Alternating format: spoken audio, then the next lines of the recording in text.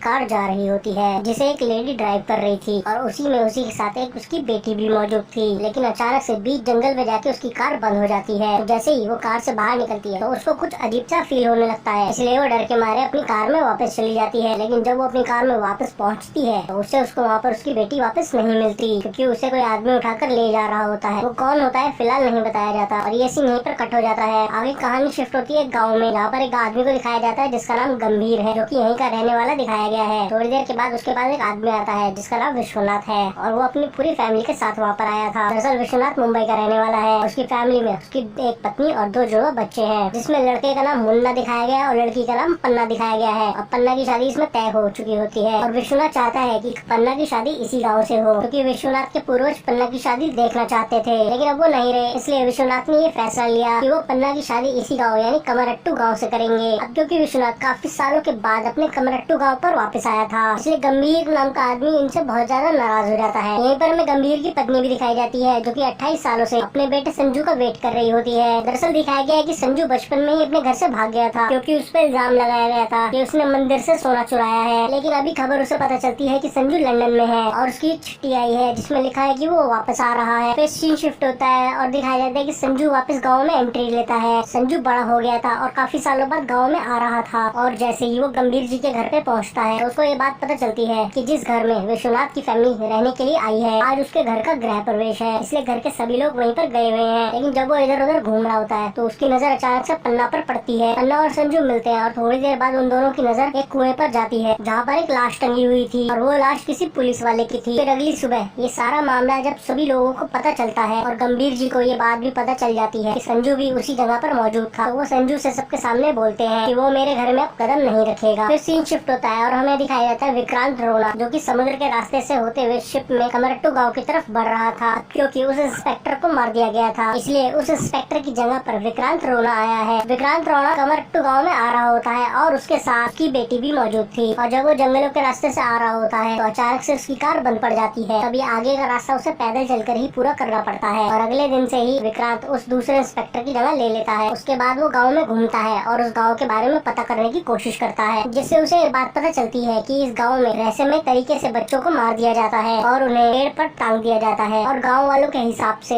ये सारे काम ब्रह्म राक्षस कर रहा है। और हाल ही में जिस इंस्पेक्टर को मारा गया था उसे भी ब्रह्म राक्षस के द्वारा ही मारा गया है। अब ये बात पता करने के लिए विक्रांत रोड़ा उसी कुएं के पास जाता है और छानबीन करना शुरू कर देता है। इसके बाद विक्रांत उसी जगह पर पहुंच जाता है जहां पर उसकी कार पंचर हुई थी, जहां पर उसे बात पता चलती है कि उसकी कार पंचर नहीं हुई थी, उसकी कार को जानबूझ के पंचर किया गया था और वो किसी ने शूट करके उसके टायर को पंचर किया था। और ये सारी बातें पता करने के लिए वो जंगल की तरफ चला जाता है और जैसे ही वो जंगल में पहुंचता है तो अचानक से उसके बराबर से एक भाला निकलता है जिससे वो बच जाता है। लेकिन अचानक से उसके ऊपर कुछ लोग हमला कर देते हैं, जिनसे वो लड़ाई करता है और उन सभी के ऊपर भारी पड़ जाता है। और ये सब देखने के बाद जिन लोगों ने विक्रांत के ऊपर हमला किया था वो यहाँ से डर के भाग जाते हैं। फिर सीन शिफ्ट होता है और हमें दिखाया जाता है करमट्टू गाँव के पीटी टीचर को, जो वो उस गाँव के स्कूल का पीटी टीचर दिखाया गया है और साथ में हेडमास्टर भी है, लेकिन सभी लोग उसको वहाँ पर पीटी टीचर ही बुलाते हैं। फिर हमें पन्ना और संजू दिखाए जाते हैं और यहाँ पर हमें दिखाया जाता है कि पन्ना और संजू एक दूसरे को पसंद करने लगे हैं। साथ ही साथ हमें दिखाया गया है कि मौत का सिलसिला अभी भी नहीं रुक रहा था, कोई अनजान शख्स इन सभी को मार रहा था और गाँव के लोग हमेशा यही बात समझ रहे थे इन्हें ब्रह्म राक्षस ही मार रहा है। एक दिन कुछ ढूंढते ढूंढते संजू और पन्ना विक्रांत सर के घर पे पहुंच जाते हैं, जहाँ पर पहुंचने के बाद उन सभी को कुछ ऐसी फोटोज और सबूत मिलते हैं जिन्हें देखकर उनको विक्रांत सर पे ही शक होने लगता है और उन्हें ऐसा लगने लगता है कि वो पुलिस वाला नहीं है और जो कुछ भी हो रहा है शायद वही कर रहे हैं, क्योंकि अगर कोई नॉर्मल आदमी होता तो वो अब तक पकड़ा जा चुका होता, लेकिन वो पुलिस वाला है इसलिए शायद वो अभी तक नहीं पकड़ा गया है। और जब वो दोनों विक्रांत के घर पर ही थे तभी वो अचानक से खिड़की से विक्रांत को देख लेते हैं, जो कि भूतिया भेष बनाकर डांस कर रहा था। और ये सब देखकर उनको कंफर्म हो जाता है कि इस गाँव में जो कुछ भी हो रहा है वो सारी चीजें विक्रांत ही कर रहा है। और ये सारी बातें पता करने के लिए वो कमरट्टू गाँव के एक आदमी के पास चले जाते हैं, जो कि उन्हें 28 साल पहले की एक कहानी सुनाता है। वो आदमी उन सभी को बताता है कि 28 साल पहले एक नीची जाति का गरीब परिवार था जिसका मुखिया था निप्टोनी, जिसके 2 बेटे थे, जिसमें से बड़े बेटे का नाम माधव था और छोटे बेटे का नाम राघव। उन दोनों को स्कूल भेजा गया, लेकिन बड़ी जाति के लोग उन दोनों को परेशान किया करते थे और बहुत मारा भी करते थे। और एक दिन जाने अनजाने में अंजू ने भूतनाथ मंदिर से सोने के गहने चुरा लिए, लेकिन गाँव वालों को ये बात नहीं पता थी कि आखिरकार वो सोना किसने चुराया। और एक दिन बड़ी जाति के कुछ लोगों ने ये सारा इल्जाम निप्टोनी के ऊपर लगा दिया और एक दिन उसके घर जाकर उसके घर वालों को भी बहुत मारा और साथ ही साथ उसका घर भी जला दिया। ये सारी चीजें देखकर माधव और राघव अपनी छोटी बहन को लेकर देखकर वहाँ से भाग जाते हैं, लेकिन उनके पीछे स्कूल के वो शैतान बच्चे लग जाते हैं जो उनका पीछा करके उन्हें पकड़ के उन्हें मारने लग जाते हैं। लेकिन यहाँ पर राघव अपनी छोटी बहन को लेके किसी तरह से वहाँ से निकल गया था और माधव को उन लोगों ने पकड़ लिया था और उसे बुरी तरीके से मार दिया था। और यहाँ पर हमें दिखाया गया कि राघव की छोटी बहन भी मर चुकी थी। कहानी प्रेजेंट में आती है और हमें विक्रांत रोड़ा को दिखाया जाता है जो कि हंटर से संजू के ऊपर वार कर रहा था। और ये बात जब पन्ना ने उससे पूछी कि वो आखिरकार संजू को क्यों मार रहा है, यहाँ पर विक्रांत उसे बताता है ये संजू नहीं है बल्कि कोई और है। उससे ही पूछा जाए कि ये कौन है, तभी संजू बताता है। वो बताता है कि वो संजू नहीं है, वो संजू का रूममेट है और संजू का खास दोस्त है। जब वो कमरट्टू गाँव के लिए निकल रहा था तो तभी अचानक से उसका एक सीरियस एक्सीडेंट हो गया और उसकी मौत हो गई। और मरते मरते उसने मुझसे एक बात कही थी कि वो अपनी माँ से मिलना चाहता है और उसकी माँ भी उससे मिलना चाहती है। संजू तो अपनी माँ से नहीं मिल पाया, लेकिन संजू की माँ की इच्छा पूरी करने के लिए वो संजू बनकर यहाँ पर आ गया। जब वो ये बात विक्रांत को बता ही रहा होता है तो दूर खड़ा एक आदमी ये सारी बातें सुन लेता है और वो आदमी कोई और नहीं बल्कि संजू के पिता थे। वो ये सारी बातें सुनकर इमोशनल हो जाते हैं। अभी वो उसको बोलते हैं कि आज से तुम ही हमारे संजू हो। विक्रांत अपनी